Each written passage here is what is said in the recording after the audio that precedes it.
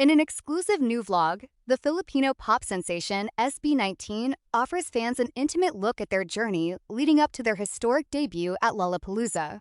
The video captures the members' candid moments as they prepare for one of the biggest performances of their career. The footage reveals a mix of emotions among the group, with members discussing their nerves and anticipation before stepping onto the massive stage. The vlog also shows the team practicing and sharing some lighthearted moments to ease their anxiety. However, the video doesn't shy away from the challenges they faced. Members openly discuss the mistakes made during the live show, particularly their voices cracking under the pressure and too much heat. Despite these hiccups, SB19 remains proud of their achievement and grateful for the support from their fans worldwide.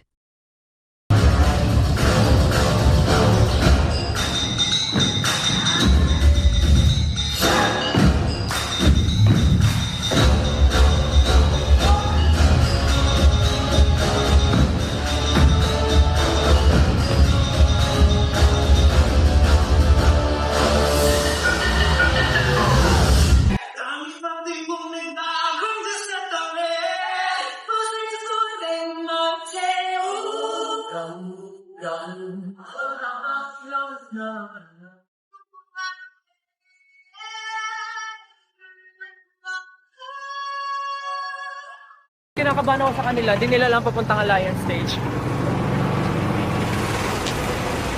Kasama natin ang first picture. Unang picture.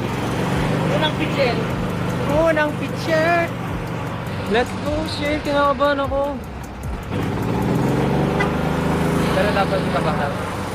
Nakokontrol ba yun? Oo, ngayon hindi ko na iniisip eh.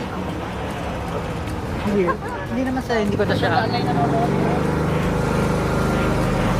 Okay lang yan, galingan mo pa rin. Tsaka tandaan mo malapit ka na kasi ikaw yung first pick. Tapos ka nangyari din yung nangyari sa pinahapon na hindi alam ng golf cart kung ano sa dito. Tapos din tayo nakapag-perform. Oh my goodness!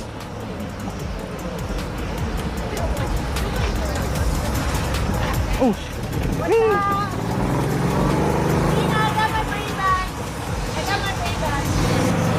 Ito naman. Okay na yan. Okay na. Ano crack? Umiyo. Maraming beses yan. Sobrang marinig niya, di ba? Ako rin sa Ikaw din parang may time ka, di ba? Sa wakas. Lahat. Kasi tuyo-tuyo nila lang mo. Sa akin kasi sobrang tahimik. Okay lang yun. Maganda eh, maganda. Pag mga ganun na, wala ka na.